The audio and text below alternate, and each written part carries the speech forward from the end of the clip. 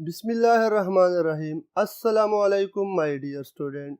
I am your biology teacher, Muhammad Ishtiyaq from Hadaf Group of College, Peshawar. Dear student, जिस तरह कल हमने lecture number 2 में discuss किया था ऑस्मो रेगुलेशन कि ऑस्मो रेगुलेशन होम्योस्टेसिस का वो टाइप है जिसमें लिविंग बॉडी वाटर और सॉल्यूट कंसंट्रेशन को रेगुलेट करती है या मेंटेन करती है। फिर लास्ट में हमने कहा था कि कल हम होम्योस्टेसिस का सेकेंड टाइप पढ़ेंगे जिसको हम कहते हैं एक्सक्रीशन।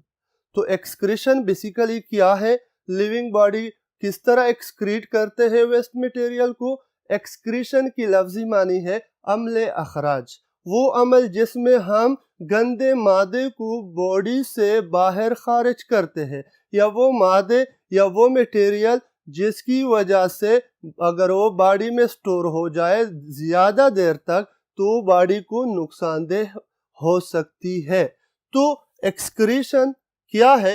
एक्सक्रीशन की डिफिनीशन सबसे पहले the process of removal the process of removal of metabolic waste bracket में nitrogenous waste from the body is called excretion.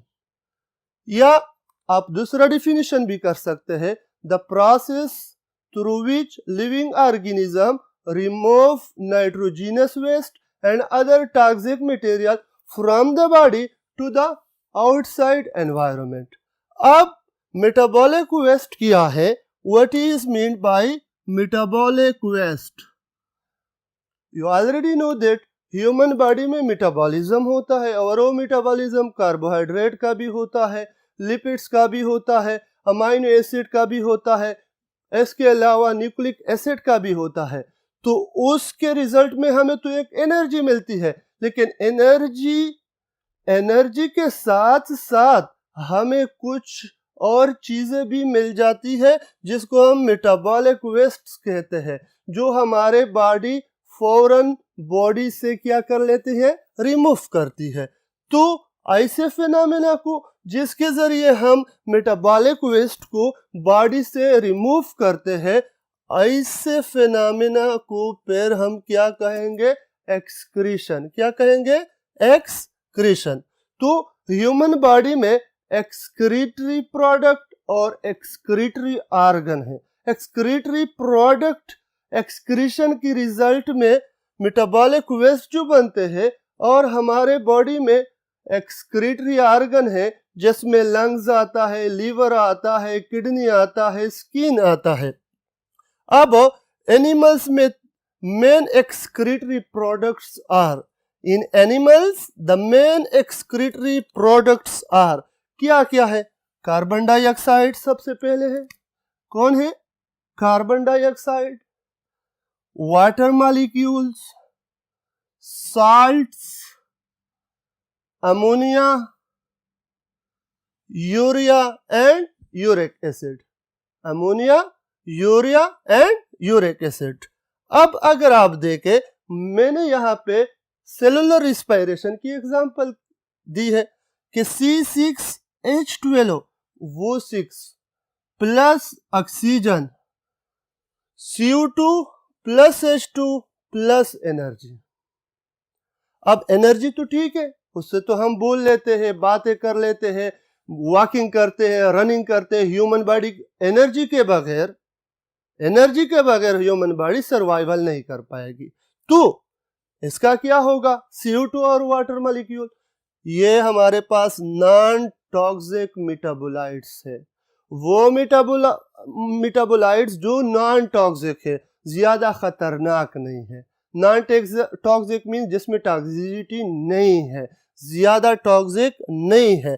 अब दूसरे साइड इसी तरह लिपिड्स की भी मेटाबॉलिज्म होती है, तो ये नॉन टॉक्सिक मेटाबोलाइट्स बनती है। अब आ जाए किस पे? प्रोटीन पे। प्रोटीन की मेटाबॉलिज्म हो गई या न्यूक्लिक एसिड की मेटाबॉलिज्म हो गई। फिर क्या होगा?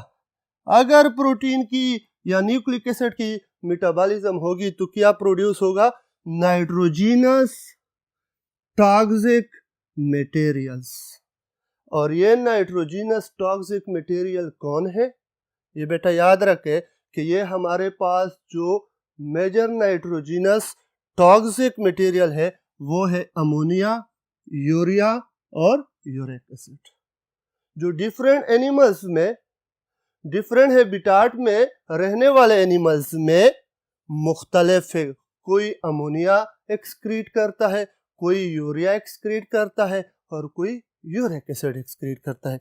तो हमारे पास जब प्रोटीन और न्यूक्लिक एसिड की क्या होती है, मेटाबॉलिज्म होती है। प्रोटीन कन्वर्ट हो जाता है अमाइनो एसिड में, न्यूक्लिक एसिड कन्वर्ट हो जाता है किस में, नाइट्रोजिनस बेस में, adenine, cytosine, guanine, uracil etcetera etcetera. तो इन चीजों के रिजल्ट में जो वेस्ट मटेरियल प्रोड्यूस होता है उसको हम कहेंगे नाइट्रोजिनस टॉक्सिक मटेरियल्स। और वो क्या होगा, इन तीन चीजों में से होगा, अमोनिया, यूरिया और uric acid.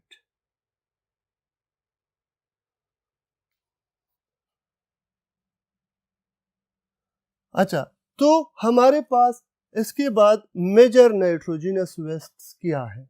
Major nitrogenous waste, इसमें ammonia, the first one is known as ammonia. Ammonia, next urea, और थर्ड वन हमारे पास है uric acid. Third one uric acid. अब ये किस तरह बनते हैं, ये तीनों, ये मेजर नाइट्रोजिनस वेस्ट किस तरह प्रोड्यूस होते हैं। हमारे पास प्रोटीन है बॉडी में, साथ में न्यूक्लिक एसिड भी मौजूद होते हैं बॉडी में। तो प्रोटीन की जब मेटाबॉलिज्म होती है, they converted into amino acid.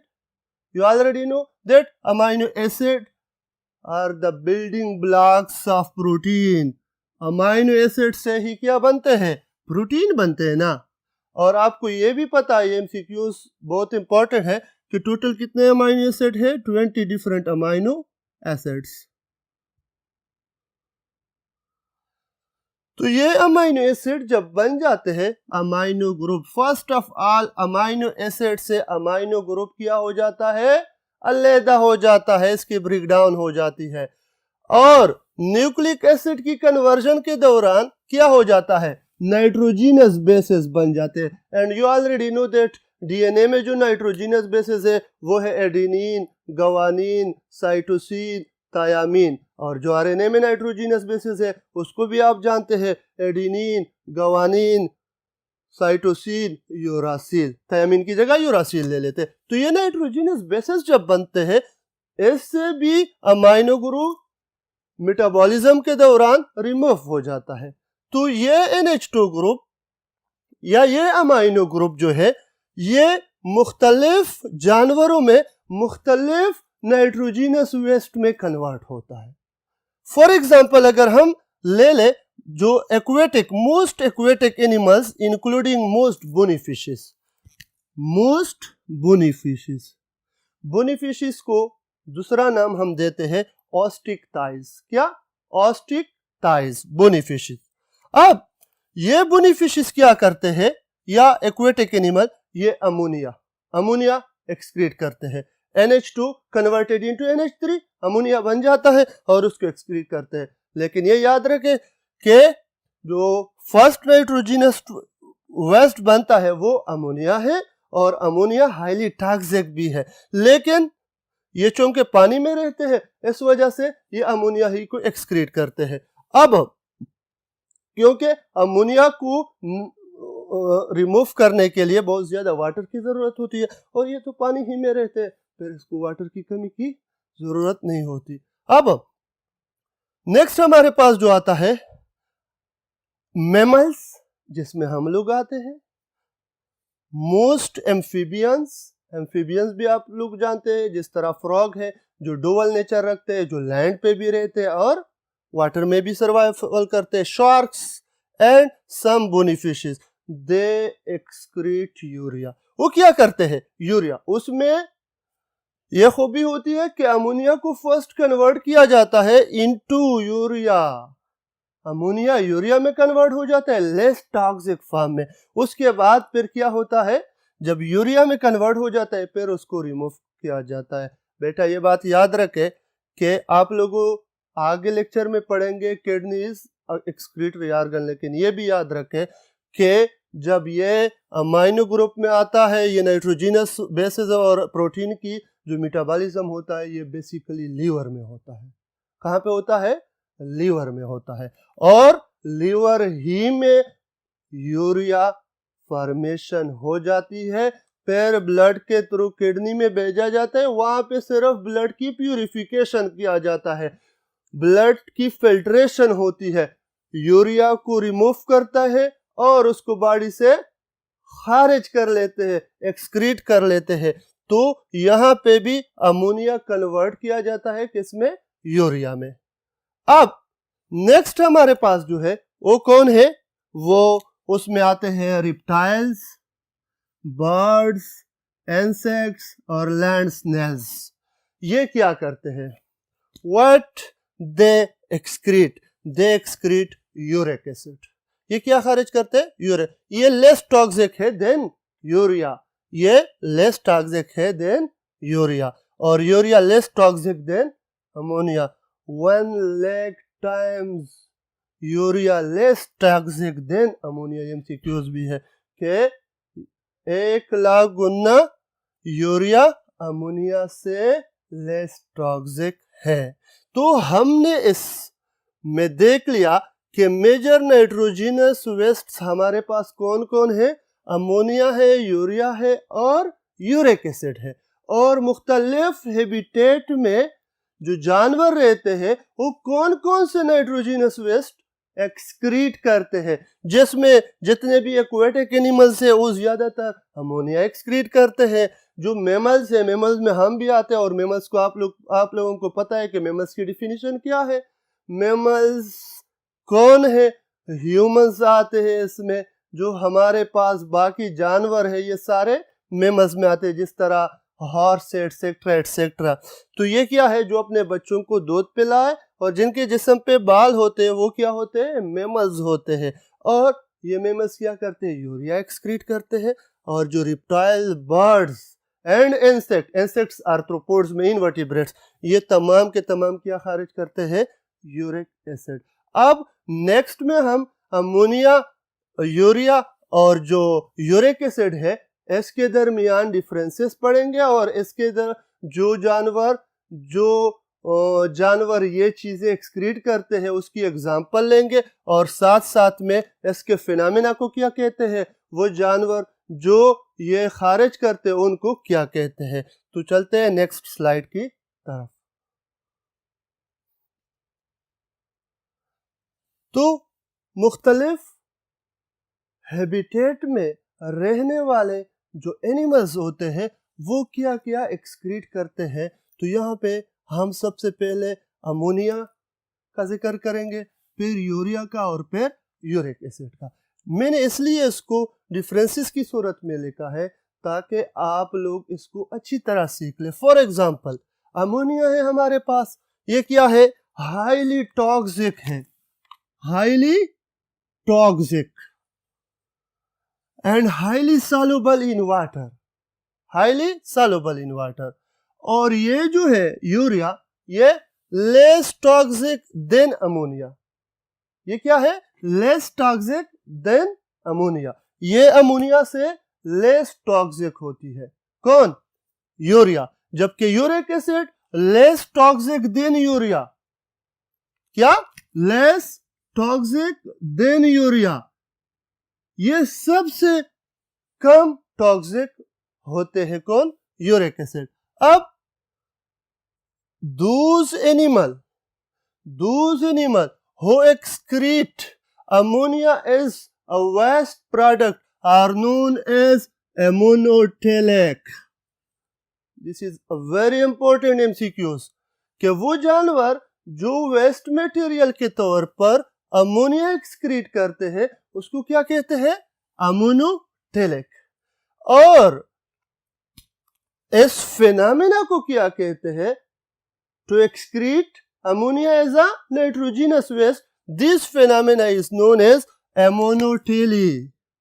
This phenomena is known as एमोनोटेली। अब 1 ग्राम ammonia needed 500 milliliter water to dissolve it to non-toxic level. To dissolve it to non-toxic level. 1 gram ammonia है, इसको कितने वाटर की जरूरत होती है ताकि वो नॉन टॉक्सिक लेवल में आ जाए? 500 मिलीलीटर वाटर। ये भी एमसीक्यू से मैंने अंडरलाइन किया है कि 1 ग्राम अमोनिया को कितने वाटर की जरूरत होती है कि वो किस में आ जाए? नॉन टॉक्सिक फॉर्म में आ जाए। एग्जाम्पल क्या है? प्रोटोजोन्स। इसकी एग्जाम्पल क्या है? प्रोटोजोन्स है, स्पॉन्जिस है, आप लोगों ने फर्स्ट ईयर में सब कुछ पढ़ा है ये स्पॉन्जिस, सलेंट्रेट्स है, एकाइनोडर्म्स है और मोस्ट फिशेस। अब अगर इसमें आप देखें तो उसमें सारे के सारे कौन आ रहे हैं? एक्वेटिक एनिमल्स आ रहे हैं। और एक्वेटिक एनिमल कहाँ होते हैं? पानी में होते हैं। तो इस वजह से वो 500 मिलीलीटर वाटर उसके लिए कोई ही मसला नहीं है, वो आसानी से इसको नॉन टॉक्सिक लेवल में कन्वर्ट कर सकते हैं और अमोनिया को एक्सक्रीट कर सकते हैं।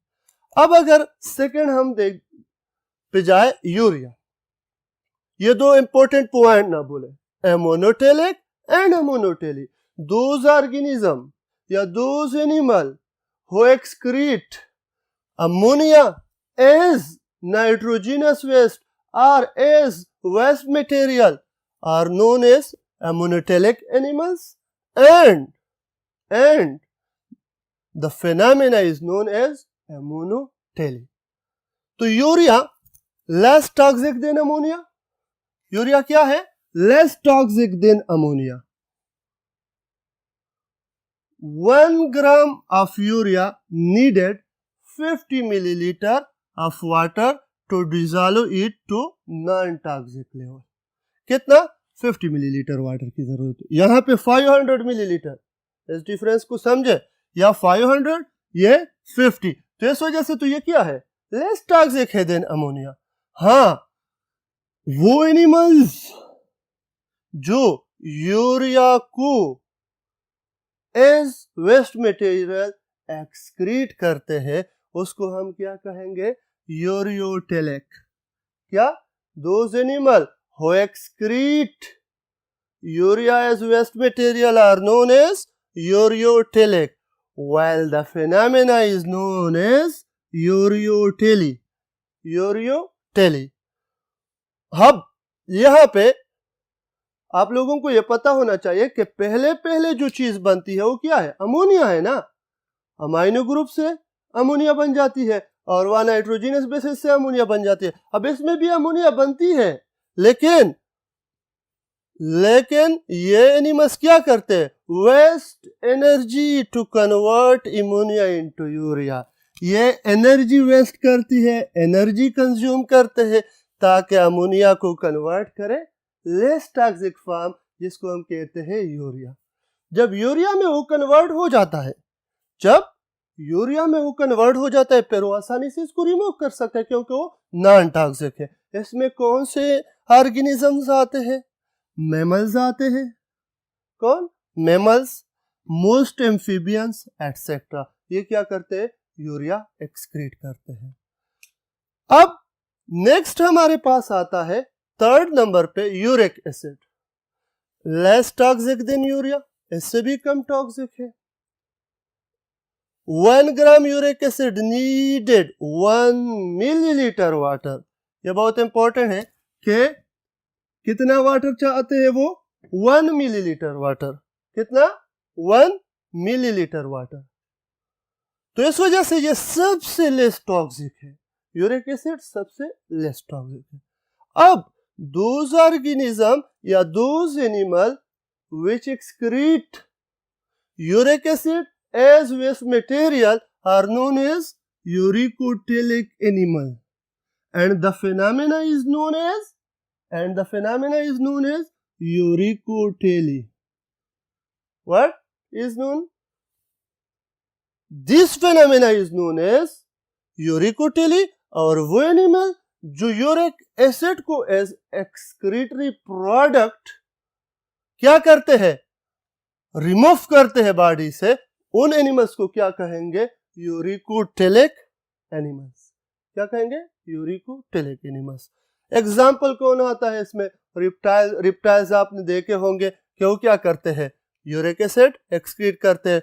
बर्ड्स ड्रॉप्स आपने देखे होंगे को जब गिराते हो वो क्या है, वो भी यूरिक एसिड है। और इंसेक्ट्स, आर्थ्रोपोड्स जो है, आर्थ्रोपोड्स में आते हैं इंसेक्ट्स, इनवर्टिब्रेट्स है, वो भी क्या खारिज करते हैं, यूरिक एसिड। यहाँ पे एक इंपॉर्टेंट पॉइंट कि urea is 1 lakh time less toxic than ammonia. एक इंपॉर्टेंट पॉइंट याद रखें कि urea 1 lakh time less toxic है, किससे, अमोनिया से। किससे, अमोनिया से।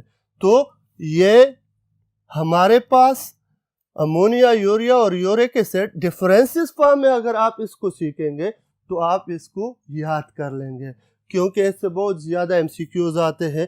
ये वाला भी एमसीक्यूज है, ये एमसीक्यूज है, ये यूरिकोटेलिक, ये सारे ये एमसीक्यूज है, और ये एग्जांपल भी एमसीक्यूज में आ सकते हैं। और स्पेसिफिकली ये शॉर्ट नोट्स में भी आ सकते हैं कि अमोनिया पे नोट लेके, यूरिया पे और यूरिक एसिड पे। तो डियर स्टूडेंट, आज हमने कंप्लीट किया, हमारे पास एक्सक्रीशन स्टार्ट हो गई, डिफिनीशन हो गई, फिर उसके बाद हम चले गए मुख्तलिफ जानवरों पे कि मुख्तलिफ एनिमल्स मुख्तलिफ हैबिटेट में रहते हैं और कौन कौन से वेस्ट मटेरियल खारिज करते हैं। और फिर हमने यूरिया, अमोनिया और यूरिक एसिड पढ़ा। नेक्स्ट लेक्चर में हम ह्यूमन एक्सक्रीटरी सिस्टम पढ़ेंगे, जिसमें बेसिकली हम किडनी पढ़ेंगे। तो नेक्स्ट लेक्चर के लिए मुझे इजाज़त दे, अल्लाह हाफिज़।